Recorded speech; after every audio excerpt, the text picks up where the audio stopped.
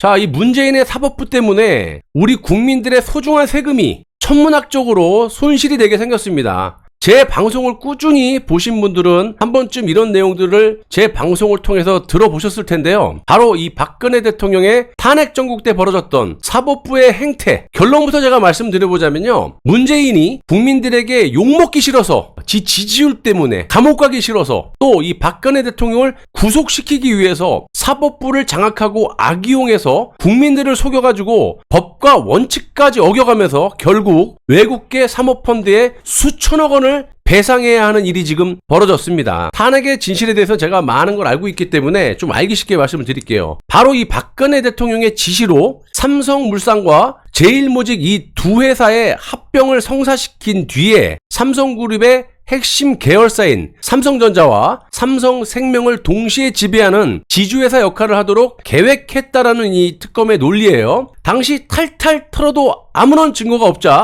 결국 어떻게 했습니까? 묵시적 청탁이라는 정말 말도 안 되는 논리로 대통령을 구속시켰던 그런 사건이지 않습니까? 조금 더 제가 쉽게 말씀드리면 박근혜 대통령께서 이재용 회장의 승계를 돕기 위해 보건복지부 장관 이 문영표에게 지시를 내렸고, 문영표 장관은 국민연금공단 기금운영본부장인 홍완선이 투자위원회로 하여금 찬성을 하도록 하는 압력을 행사했다라는 건데요. 일단 미국계 사모펀드 엘리엇은 2015년 삼성물산과 제일모직 합병 승인 과정에서 정부가, 그러니까 박근혜 정부죠, 합병 투표 찬성 압력을 행사해서 7억 7천만 달러, 그러니까 우리 돈으로 약 1조 300억 원의 손해를 봤다고 하면서 한국 정부를 상대로 2018년 7월, 그러니까 이때는 문재인 정권이죠. 2018년 7월 투자자와 국가 간 소송 ISD를 제기했어요. 그리고 그 결과가 지금 나온 겁니다. 정부는 엘리엇의 손해배상금 690억 원의 소송 비용과 지연이자 요것들을 다 포함해서 1,400억 원을 지불해야 되는 그런 상황이 벌어진 거고요. 대법원은 박근혜 대통령에게 삼성이 동계올림픽 영재센터에 약 16억 원을 후원한 사실에 대해 삼성과 같은 대기업에는 승계 작업이라는 현안이 존재한다라는 그런 사실만으로 묵시적 청탁이 인정된다, 이렇게 보고 제3자 뇌물죄까지 인정을 한 거예요. 그리고 삼성이 미르 K스포츠 재단에 지불한 돈 낸 출연금 204억 원에는 제3자 뇌물죄를 인정하지 않았습니다. 이거는 왜 그러냐면, 만약 출연금으로 삼성을 처벌해버리면요, 다른 대기업들도 싹 다 처벌을 해야 되기 때문이에요. 그러니까 16억 원 후원을 처벌하지 않으면 합병 승인 과정에서 박근혜 대통령이 압력을 행사했다고 해가지고 처벌을 받은 안종범 전 경제수석 비서관, 이 탄핵 주범놈하고 문영표 전 보건복지부 장관, 그리고 홍완선 전 국민연금 기금운영본부장의 유죄 선고와 모순이 빚어지기 때문이에요. 실제로 이 문영표 장관은요, 당시 대통령으로부터 합병에 찬성하라는 지시를 받은 적이 없고 국민연금공단에 그런 지시를 내린 적이 없다, 이렇게 특검에 진술을 한 바가 있습니다. 그러자 어떻게 했어요? 담당 검사였던 김창진이라는 부부장 검사가 특검 수사 4팀장이었던, 그러니까 김창진이라는 부부장 검사가 문영표 그 보건복지부 장관을 3시간 동안을 달달 볶고 회유하고 위중교사하고 했는데, 이게 안 먹히니까 특검 수사 4팀장이었던 윤석열 현 대통령에게 데려갔고, 윤석열 대통령은 문영표 장관에게 박근혜가 시켰다고 진술해라, 그러면 끝난다, 왜 쓸데없이 혼자서 고집을 피우고 고생을 하느냐, 이렇게 위증 교사 협박을 했고 협박을 받았다고 말한 적이 있었어요. 당연히 박근혜 대통령께서 그런 지시를 내린 적이 없다고 한 문영표 장관은 야밤에 구속이 돼버립니다. 다시 돌아가서 탄핵주범 안종범 수석이 박근혜 대통령에게 온팡 범죄를 뒤집어 씌우고 다시는 감형을 받고 형을 살고 나와서 안종범의 수첩이란 그런 책을 썼죠. 여러분 아실 거예요. 이자의 수첩은 2개로 나눕니다. 첫 번째는요, 실제로 청와대에서 안종범 경제수석이 근무를 하면서 박근혜 대통령의 지시를 받고 쓴 정상적인 업무 수첩이 있고, 또 하나는 박근혜 대통령을 구속시키면서 안종범 지는 감형을 받을 수 있는, 그러니까 특검에 협조를 해서 감형받기 위한 나중에 허위로 지 맘대로 날조한 업무 수첩이 존재한다라는 거예요. 그래서 실제로 2개의 안종범의 업무 수첩이 존재한다. 하나는 정상적인 거, 하나는 특검의 수사를 대비해서 거짓 날조로 지 마음대로 작성한, 거짓말로 작성한 업무 수첩. 실제로 당시 그 특검은요, 안종범이 나중에 조작한 수첩을 증거로 대통령을 구속시켰던 겁니다. 정상적인 업무 수첩으로는 박 대통령을 올감할 수가 없잖아. 그러니까 안종범이 나중에 조작한 업무 수첩이 마치 박근혜 대통령께서 지시한 것 마냥 그거를 국민에게 알리고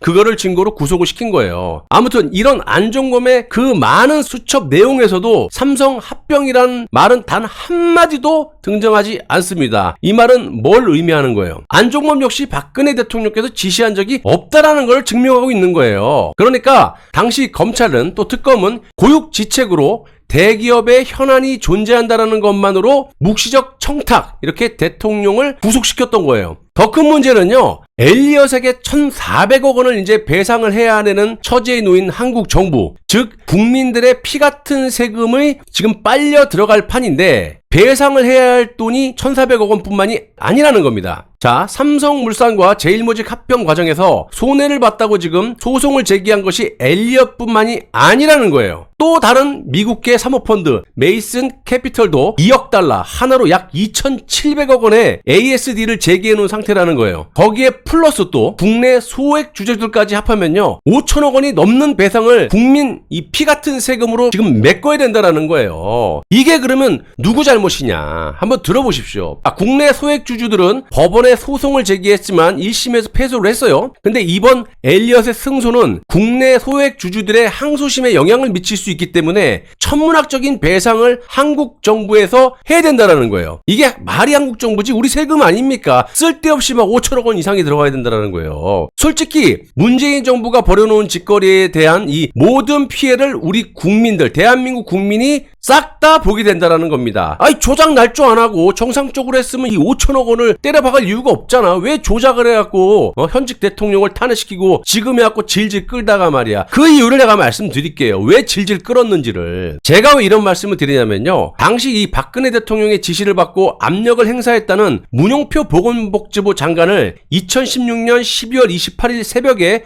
긴급 체포를 하고 곧이어서 구속을 했었어요. 죄명은 검찰이 고위공무원들을 옴싹달싹 하지 못하게 하면서 구속시키는 방법, 즉 직권남용, 직무유기 이런 걸로 잡아놓는데요. 1심과 2심에서 똑같이 징역 2년 6개월 실형을 선고받은 이 문용표 장관은 2017년 11월 29일에 대법원에 상고를 하게 됩니다. 그런데 여기서 희한한 일이 벌어져요. 이게 지금 본질입니다. 당연히 문재인 정부의 사법부의 짓거리죠. 잘 들어보십시오. 얼마나 어처구니 없는 짓거리로 지금 국고가 손실되고 정말 국민의 허리가 지금 휘다 못해 부러지게 생겼어요. 이런 황당한 짓거리를 해갖고 지금의 엄청난 피해를 가져온 거 아니냐 이 말입니다. 당시 대법원 2부 조재현 대법관은 쟁점들을 검토할 시간이 필요하다면서 주심 재판관 직권으로 느닷없이 문용표 장관에 대한 구속 취소를 결정해버려요. 문용표 장관은 당연히 2018년 5월 15일에 석방이 되고 석방 후 3년, 4년이 다 지나가는 동안 대법원은 최종 선고를 못 내리게 됩니다. 그럴 수밖에 없는 데는 다 이유가 있었던 거예요. 자, 대법원이 1심, 2심에서 유죄가 확정된 문용표 장관의 상고를 그냥 기각해버리면 바로 형이 확정이 돼요. 끝나는 거야. 죄가 있으면 뭐 벌을 받아야지. 근데 만약 이렇게 선고를 해버리면 당시 문재인 정부는요 삼성물산의 주식 상당수를 보유한 외국계 사모펀드 이 엘리엇에게 1조 이상을 배상을 해야 되고 그렇게 되면 국민들에게 지탄을 받게 되니까 그렇게 하지도 못하고 또 반대로 대법원이 문용표 장관에게 무죄를 선고해버리면 삼성물산과 제일모직 합병은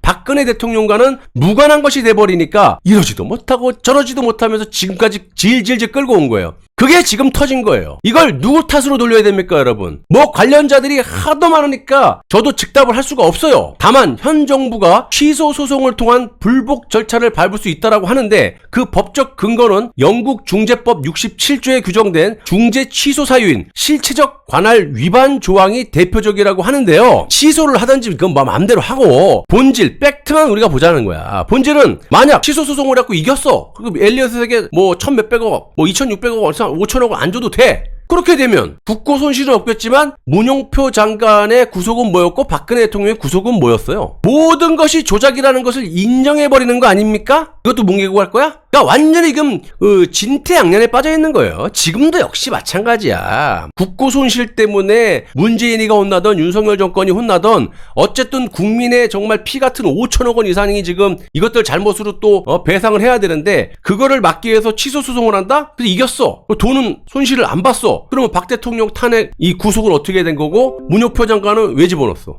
조작을 인정하는 거 아닙니까? 조금 더 쉽게 말씀드리면 박근혜 대통령에게 묵시적 청탁이란 털다 안 되니까 그냥 묵시적 청탁. 내가 빵집 하는데 알바가 돈통 만지고 계산 좀 했다고 너 돈 훔쳐갈 수 있어. 묵시적 암묵적 너 구속돼야 돼. 이런 논리 아니냐고요. 그렇게 박 대통령을 묵시적 암묵적 청탁이라는 말도 안 되는 죄를 뒤집어 씌워갖고 구속을 시켜야 하는 이 문재인 정부와 문재인이 장악한 이 사법부는 외국 자본 즉 엘리엇의 손을 들어줄 수도 없었던 것이고 그렇다고 특검의 수사가 조작이다 잘못됐다고 국민들에게 확인시켜줄 수도 없는 진퇴양난 그 자체였다라는 거예요. 그거를 지금 문재인이 질질 끌고 오다가 지 이제 평산에 가고 정권 넘어갔다고 이제 돈을 몇천억을 물어줘야 되는 들을 하고 있는 겁니다, 여러분.